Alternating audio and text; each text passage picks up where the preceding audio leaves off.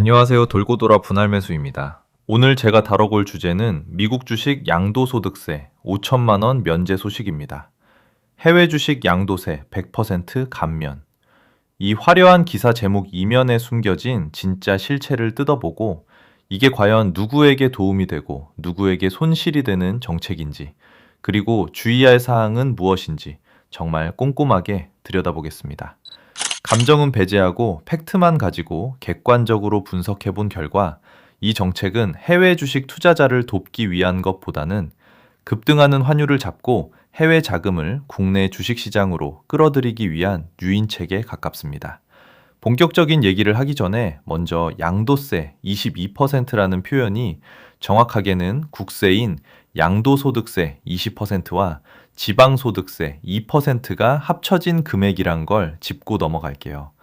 매번 나눠서 말하기 번거로우니까 줄여서 양도세 22%라고 부르겠습니다. 자, 가장 먼저 살펴볼 부분이 100% 감면인데요. 이게 말처럼 100%가 아니라는 점을 아셔야 합니다. 최근 일부 뉴스 기사에서 해외 주식 양도세 전액 감면이나 100% 면제라는 자극적인 제목을 사용하면서 5천만 원 한도가 없어지고 무제한으로 바뀌었나? 하고 헷갈려 하시는 분들이 정말 많습니다. 그런데 이거 결론부터 말씀드리면 절대 아닙니다.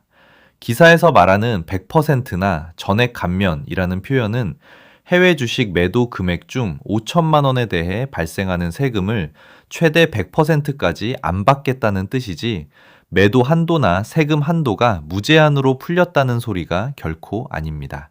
정부나 언론이 서학개미들을 국내 시장으로 유도하기 위해 100% 감면이나 전액이라는 단어로 포장을 해서 소위 어그로를 끄는 걸로 생각하시면 돼요.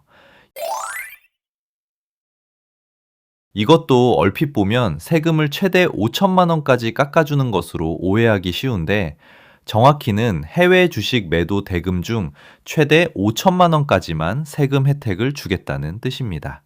예를 들어 5억 원어치 미국 주식을 샀는데 40% 2억 원의 수익이 났다고 칩시다. 여기에 22%를 곱하면 양도세는 4,400만 원이 되겠죠?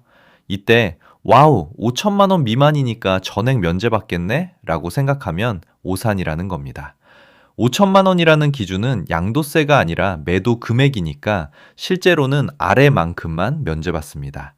전체 매도 금액 중 5천만 원에 대한 수익은 2천만 원, 여기에 22%를 곱하면 440만 원이 실제 면제받을 수 있는 양도세액인 거죠. 게다가 복귀 시기에 따라 감면 비율이 달라집니다. 무조건 100%가 아니라 2026년 5월 31일까지 매도해야 100% 감면이고, 6월 1일부터 7월 31일 사이에 매도하면 80%만, 8월 1일에서 12월 31일 사이에 매도하면 50%만 감면해줘요. 만약 올해를 넘기면 감면 혜택이 없습니다. 이제 양도세 22% 혜택을 보기 위해 우리가 감수해야 할 비용을 따져볼까요? 미국 주식 매도 수수료, 환전 수수료, 국내 주식 매수 수수료까지 세 가지 수수료가 발생합니다. 이거 얼핏 들으면 세 개 합쳐서 수수료를 엄청 많이 내야 할 것 같지만 실제로는 그렇지 않습니다. 해외 주식 이벤트를 할 때 계좌를 개설하신 분들은 할인 혜택이 꽤 많고요. 이벤트 혜택을 받지 못한 분들의 경우에도 매매 수익이 크다면 무시해도 될 정도의 금액입니다. 수수료 내고 양도세를 면제받는 게 훨씬 이익이죠. 이 정책에는 해외 주식 매도 대금으로 국내 주식이나 ETF를 매수하여 1년 이상 유지해야 한다는 조건이 붙어 있습니다. 게다가 1년 내 중도 인출하거나 계좌를 해지하면 절세 혜택이 취소되고 가산세까지 발생할 수 있다고 하니 정말 주의해야 되겠죠.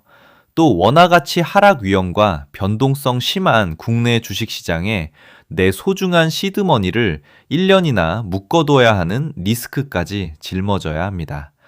꾸준히 우상향해온 미국 우량주를 버리고 변동성이 극심한 국내 시장에 1년 동안 돈을 강제로 묶어둔다는 건 결코 쉽지 않은 결정입니다. 세금 몇 푼 아끼려다 소중한 시드머니가 녹아내리거나 주가 폭락으로 인해 원치 않게 장기 투자자가 될 수도 있으니까요. 이제 이 정책이 누구에게 이익이고 누구에게 손해인지 현실적으로 따져보겠습니다. 아래 경우에 해당하시는 분은 해외 주식을 팔고 국내로 이전해서 세금 혜택을 누리시는 것도 나쁘지 않은 선택이라고 봅니다. 첫째, 이미 미국 주식에서 엄청난 수익을 내고 있어서 조만간 대규모 차익 실현을 계획했던 분들입니다. 어차피 세금을 크게 내고 팔아야 할 상황이었다면 이번 기회에 한도 내에서 팔아 세금을 아끼는 것이 확실히 유리합니다. 둘째, 1년 정도 돈을 묶어둬도 전혀 문제없는 여유 자금으로 안정적인 현금 흐름을 원하시는 분들입니다. 국내 금융주나 고배당 ETF에 넣어두고 1년간 배당금을 챙기면서 양도세 혜택까지 동시에 누리는 전략이 가능합니다. 셋째, 머지않아 부동산 매입이나 결혼 등 큰 목돈을 원화로 써야 해서 어차피 미국 주식을 정리하고 환전할 계획이 있었던 분들에게는 꽤 괜찮은 선택이 될 수 있습니다. 현재 계좌가 마이너스인 분은 어차피 낼 세금이 없기 때문에 감면 혜택이 전혀 없습니다. 오히려 미국 주식을 파는 순간 손실이 확정되면서 매도 수수료 나가죠. 그걸 원화로 바꾸면서 환전 수수료 떼이죠. 다시 한국 주식을 사면서 매수 수수료까지 발생합니다. 이건 정말 바보 같은 짓이에요. 또 현재 평가 이익이 적은 분들도 굳이 옮기실 필요가 없는데요. 어차피 양도 차익 250만 원까지는 양도세가 기본 공제되기 때문입니다. 또 장기 투자자의 경우에도 양도세가 발생하지 않으니까 굳이 미국 주식을 팔고 국내로 돌아올 필요가 없습니다. 그래서 저도 이번 정책에 흔들리지 않고 제 원칙을 지키며 미국 주식을 단 한 주도 팔지 않을 생각입니다. 이거 안 지키면 양도세 혜택 못 받고 가산세까지 발생할 수 있어서 정말 주의해야 하는데요. 내용이 너무 길어지니까 이 부분은 내일 영상에서 따로 자세히 알려드릴게요. 이제 제 계좌 현황을 살펴보겠습니다. 먼저 테슬라 잔고입니다. 4월 16일 테슬라 수익률은 플러스 3.92%에 수익금은 1,590원이었습니다. 4월 17일 오늘 원칙대로 기계적인 추가 매수를 진행하여 수량을 늘려가면서 수익률은 플러스 1.95%, 수익금은 5,566원으로 전날 대비 소폭 줄어들었습니다. 전체 계좌 수익률 변화도 보겠습니다. 4월 16일에는 총 매입 금액 약 220만 원에 평가손익 11만 353원, 수익률 플러스 5.01%를 기록했습니다. 그리고 4월 17일 현재 총 매입 금액은 231만 1,223원으로 늘어났고 총 평가손익은 9만 4,103원, 수익률은 플러스 4.07%를 기록 중입니다. 적립식 분할 매수의 좋은 점은 이렇게 수익률이 출렁여도 전혀 마음이 동요되지 않는다는 거예요. 계좌는 마이너스와 플러스를 반복 중이지만 시간이 흐를수록 손실보다 수익인 날이 더 많아지고 있으니까요.